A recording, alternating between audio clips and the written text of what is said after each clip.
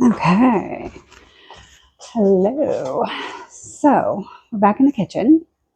You can see a piece of mail on my counter. We've got all these potatoes. One of a very well-meaning friend brought them over for this fundraiser that I'm doing with Peach's Pantry. It's supposed to be non-perishable items, but now I have basically 20 pounds of potatoes. These are 5-pound bags, right? I believe. Yeah, 5 pounds. So I've got 20 pounds of potatoes. We're going to work on that together as well. But right now, I wanted to go ahead and just show you how I make my breakfast potatoes, or home fries. Not hash browns, but home fries. So making use of what we have, because right now we're just not in an economy to where throwing away food makes any sense. So I have leftover baby reds from our corned beef and cabbage dinner. So I'm going to chop those up into fairly small pieces. They're small potatoes to begin with. Okay. And we're going to go ahead and I'll show you how to do. So you can cook along with me if you want, or just watch and make them and then post a picture of how yours come out. Let me know. Or share in the comments how you like to make your breakfast potatoes, as there are as many ways to make home fries as there are people that love to eat them. So we've got the potatoes. You can see I have various sizes of potatoes here, but they're all the baby. I got some that are teeny tiny, and I have some that are a little bit bigger. The teeny tiny ones, they can just get a cut in half. Is that a piece of hair? That might be. Oh, yep, it is. Probably mine. This is my kitchen, my house, going in my body. I'm not going to be freaked out about it. I know there are plenty of people that are. Make sure that you don't have hair in yours. We've got a dog. There is hair in everything. And if you have a dog or a cat, you get that. All right, so these little potatoes, they're just going to get, the teeny tiny ones just get a cut in half. The bigger of the smaller ones, they get it in fourths, like this size. I'm going to go ahead and cut in fourths. Basically, you're just trying to make them about the same size so that they all cook up in equal time. The nice thing about this, these are already cooked. Okay, remember, these boiled for hours and hours with the corned beef. So this is taken care of. It's going to be really just a matter of these reheating. So we're going to make sure that they kind of all reheat together about the same time. Because although these potatoes are good cold, we don't necessarily want cold potatoes when we're doing a breakfast potato. So if you wanted to go ahead and grab stuff and do it yourself, if you have potatoes ready, you can grab your potatoes, grab an onion. If you don't like onion, of course, leave it out. I will be using some olive oil and paprika and salt and pepper. Now, there is a misconception about paprika. People think that it is spicy, hot spicy. It is not. Now, there is a hot paprika. Don't buy it if you don't like spice. It's pretty simple. And then there's the Hungarian sweet paprika. My background, my heritage is Hungarian. So we kind of by default, I buy the Hungarian paprika. And what is paprika? Maybe you didn't, maybe you know, maybe you don't know. But paprika is simply dried, ground to a powder, to a dust of red peppers. And if you like red peppers, you know red peppers are not spicy. So you're not going to get anything spicy out of it. All right, your onion. I'm going to slice that. Move this out of the way. The wrong knife for the onion. I'm going to go ahead and move it aside. And I'm going to grab my bag that I have my bits in for my stock. We just made stock about a week ago. So I am starting all over. There doesn't look like there's much in this bag, but there are some garlic skins in here. So I'm going to open this and I'm going to be popping in whatever bits of onion I'm not using. So that end will go in there. Silly me, looking for a knife. Okay, and then I just want to peel the skin off of it. And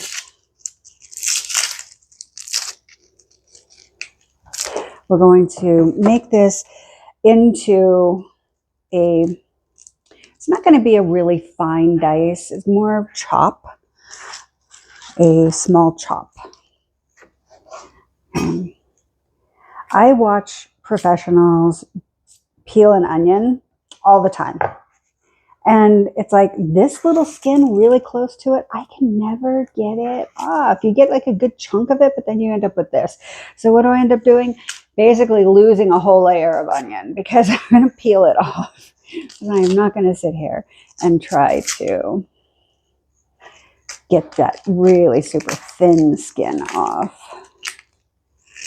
However, I'm not going to throw this away. It's not going to waste. It's going into my stock bag. I'm going to rinse the skins off of this so they don't get mixed in with what I'm going to be cooking. Okay, back at you. And making these maybe 1/4 inch thick.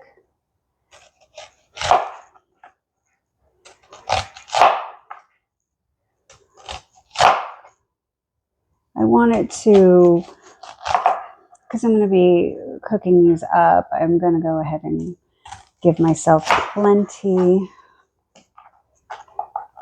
here. And then for what I'm doing with this, I will cut each slice in half and then just go ahead and come down. The onions already got the layers, so now I'm cutting into those layers and it's going to give me nice small cubes. Now, since potatoes are fully cooked already, I am not going to be putting these in together in with the potato. I'm going to go ahead and make sure that my onions are cooking first, because as much as I do like onions, I'm not a big raw onion fan. So I'll get these cooked up nicely.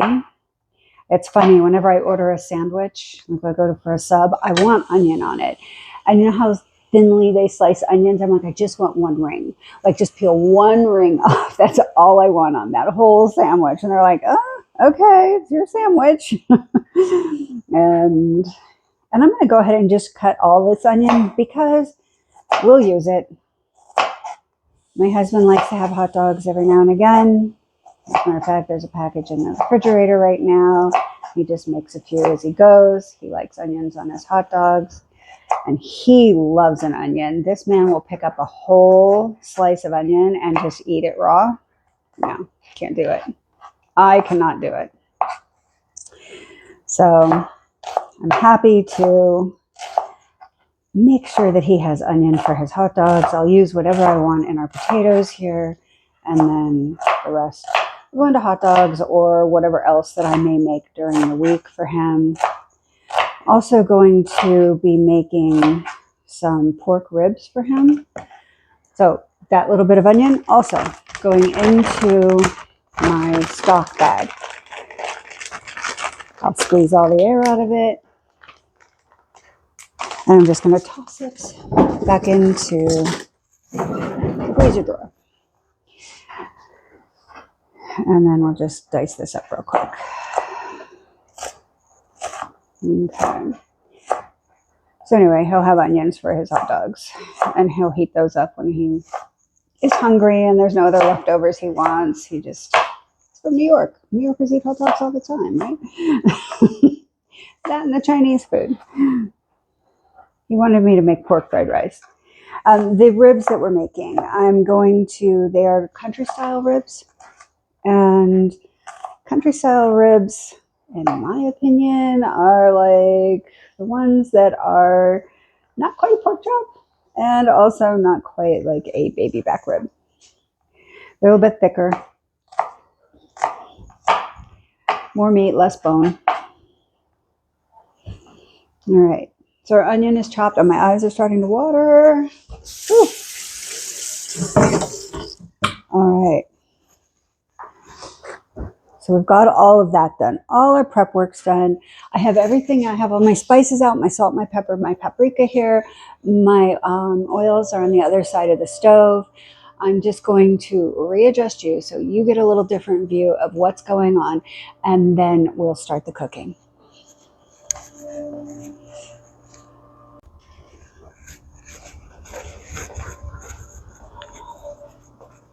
Okay, repositioned. We're here at the stove. Got my pan. Turn on the gas. All right. A little bit of oil.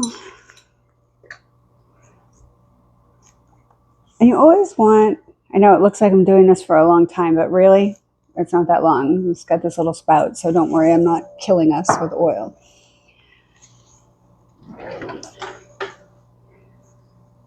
My little spatula, which will be fine, because my bigger spatulas are metal, and this is one of those good nonstick pans, so I don't want to scratch it.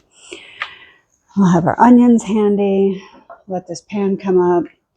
Got our salt and pepper. You would think they're magnetic, the way they stuck together there. They're not. They're bamboo.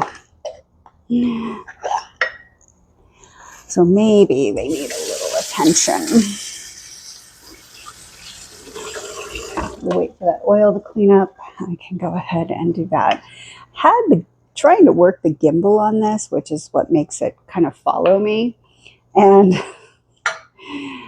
there's this wall over here. So when I come around the wall, it loses me and it won't find me. And it doesn't listen to you. It only sees you. So the gimbal is off. The camera is stationary. I am the one doing all the moving.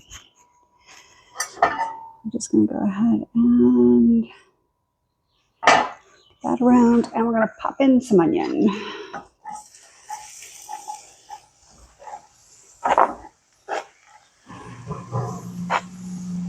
I might use all the onion. He may not get any for his hot dogs. That's okay. I know I dropped a piece of onion. It probably went in there. That's all right. I'm the one cleaning up. If I'm making the mess, I'm the one cleaning it up. I just try and keep myself as neat as possible so that I don't have as much of a mess to clear up. Also, be patient with your cooking, gang. Not everything has to be done on the highest heat. Okay? Are there some things that should be? Sure, if you're trying to sear a piece of meat, yes. Otherwise, keep it on medium, maybe on low, just depending on what you're doing, but it doesn't have to be on this super high heat. You are not on TV with 20 minutes to cook an entire meal and make some judge happy. You're cooking for yourself or your family or your friends, and they're going to love you no matter what because you are feeding them and they are not the ones having to do the cooking. I'm going to just throw all the onion in there. So if he wants onion for those hot dogs, I guess I will be dicing up some more.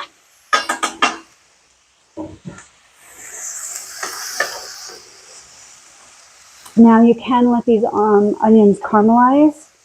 If you are a big caramelized onion fan, of course you can do that. I want my onions to soften. I want them to get a little brown, but I don't necessarily need them fully caramelized.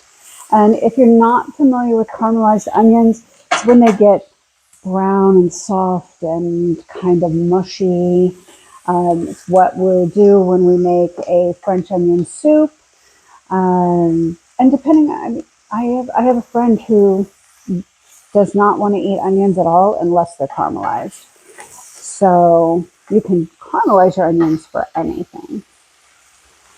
And then there's different ways to do it. Some people will put sugar in it. Some people add a little salt to it. When I caramelize my onions, I just put them on, let them go low and slow over the heat, and a little bit of olive oil. And its caramelization is really nothing to be rushed if you want it to be right. I need to make sure I get a longer handled plastic spatula because the heat is hot on the stove. It's on a gas stove. I did have an electric stove in my townhouse in South Florida, and it was an induction top stove. Highly recommend, if you cannot have a gas stove or you don't like gas, get the induction top. Wow, is that amazing. It's the ceramic top, except that it's magnetic. So even if you turn the burner on, or say you take a pot off of the stove, the burner now is off. It is activated magnetically by your pan. So when I got that, I did have to take a magnet to the bottom of all my pans because I do have some pans that aren't magnetic. And I didn't have to buy any new pans because there was a special going on with the stove that I got, that if you bought that particular stove, they gave you a set of pots and pans. So I'd get a small set of pots and pans. I want to say it was like 4 or 5 pieces with the lids. When I say that, it's like 4 or 5 pots and the lids. So I think they would call that like a 8 or 10 piece. And they were really good pans by a company called Chantilly. And I looked them up. I mean, they were expensive. So, not that I paid a decent price for that stove. Don't get me wrong. So, and I was pretty darn lucky to get it because it was right in 2020 when everything stopped. So, I was lucky that they had it in stock and that I could have it delivered. Same thing with our refrigerator. So, these onions are starting to get a little color to them. Some of them are a little more brown than others because some of them were smaller chunked than others.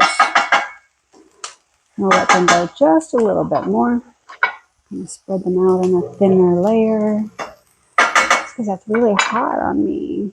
Turn that down a little bit more. So anyway, the induction top stove that I had, you put the pan on the burner and that's what activates it. So even if you walk away and you leave the knob on, or if you have kids and they were playing with it, the stove top's not going to be hot.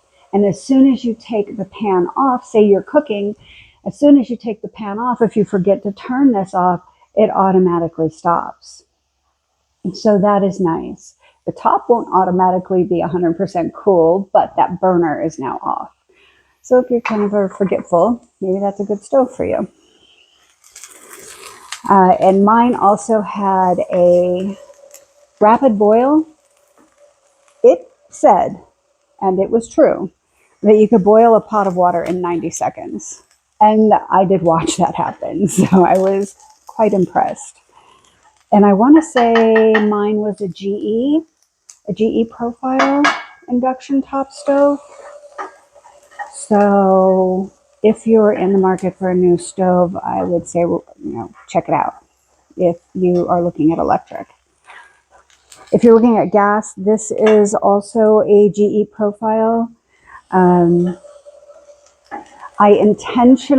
knew when I moved in here that eventually I wanted this section of wall, this used to be a wall here, I wanted it knocked out so that I had a clear sight line. And I'm so happy that we were able to do that. But I intentionally, when I picked out this stove, made sure that there was no high back here. So if you are looking at something like this, that's something to consider. Now, had I had an electric stove, I probably could have gotten the pop-up vent, but couldn't do that with a gas stove. I mean, they may make them that way, but I couldn't do it after the fact. Okay, so my onions are about where I want them to be. that is hot. Let me go ahead and just grab a little hot pad here. So I'm going to show that to you, that kind of brownish looking, not quite caramelized. Don't worry, I'm not going to burn myself. The heat's not that high. And now I'm going to go ahead and throw in the potatoes. Because the onions will cook a little bit more and the potatoes will cook. And we're going to start with the spices now. So, yes, this is making a lot of potatoes. Am I going to eat all these potatoes in one sitting? No. However, they will be fine in the microwave. Heat them up. And I have a husband who likes to nosh all day long. So he may choose to have some. Okay, now I'm just going to put in some paprika. Again, everything with me cooking-wise is really done from the heart. So if it looks good and it smells good and it feels right, kind of cooking on vibes, then it's good. And by color, I like a certain color on my breakfast potatoes.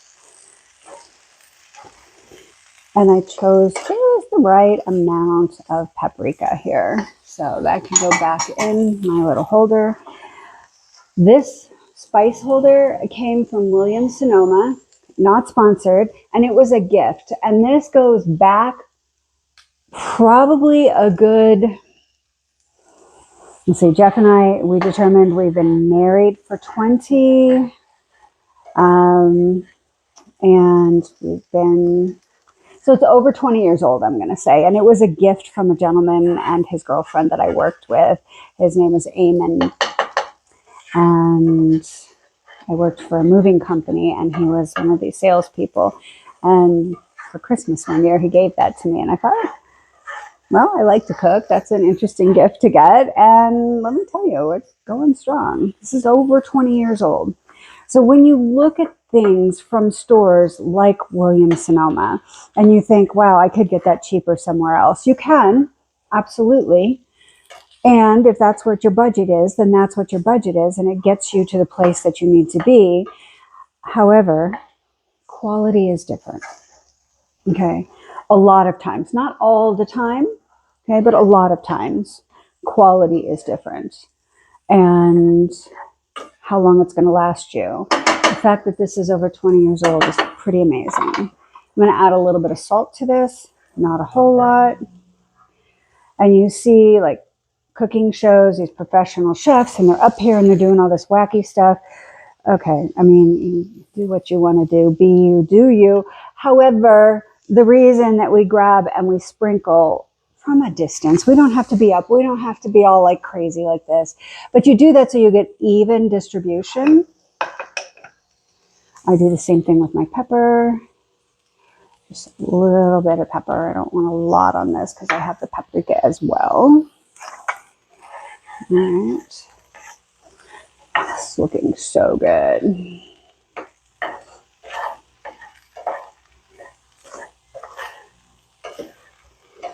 And I am a little bit of a snob when it comes to my home fries. So if you're in South Florida, I used to really love the home fries at Pete's Place. So if you're in that Lake Worth area, West Palm, I think they have a location in West Palm still.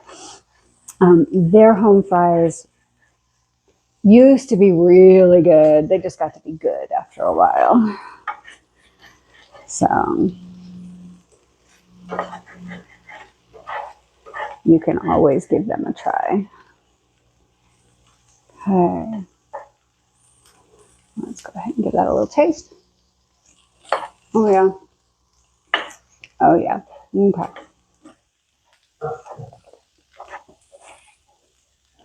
Want these to heat through just a little bit more. And I might want just a smidge more paprika.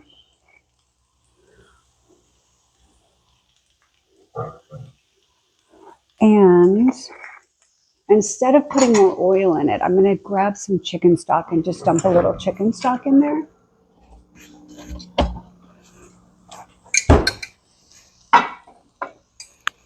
If I can get the jar open. There it is. Just a drop or two, not much. I'm not looking to mash these. I just want those little crunchy bits that might be at the bottom of the pan to come up. And it mixes with the starch of the potatoes and gives it almost a little bit of a creamy effect. And that creaminess then will, as it cooks, it just gets a tiny bit crunchy.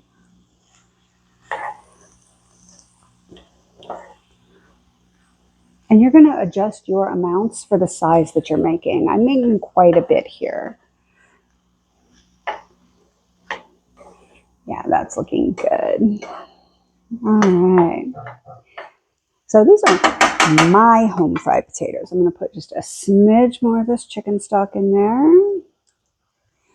That will probably be more than enough.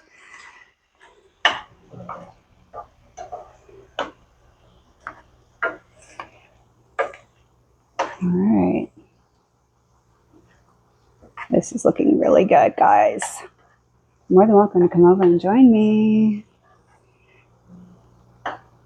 And if you haven't eaten, maybe we sit down and eat together one day. Maybe not today. I know. Maybe we'll plan a little lunch one day. All right, let's try this potato. Yes. Really good. All right, I'm going to show you these potatoes. Really good.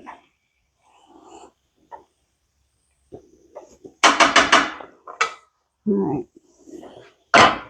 We'll turn that heat off because we're done with it. But there we go. So they start to slide down the pan. All right, so there are our home fried potatoes. Everybody does them different. This is just my way. Feel free to share in the comments how you do your home fried potatoes, if you make them at all, or maybe the best place you've been and enjoyed their home fried potatoes, and explain what they put in them and how they do it. Some people deep fry them. I don't care for them deep fried. Some people make them super crispy, almost like French fries. Also, that's not what I'm looking for in a breakfast potato. So I'm not doing that. But these are my home fried potatoes. Thank you so much for tuning in and watching, and we'll be back very soon with some more cooking videos. I hope you have an amazing morning, afternoon, evening, no matter where you're at. Make it as good a day as possible for you. And if you're on your way to bed and now you're feeling a little hungry, have a little nosh, and then go ahead and go to sleep. And maybe the next day or over the weekend, you give them a try. And then let me know how it goes. Again, thanks for tuning in. I'll see you soon.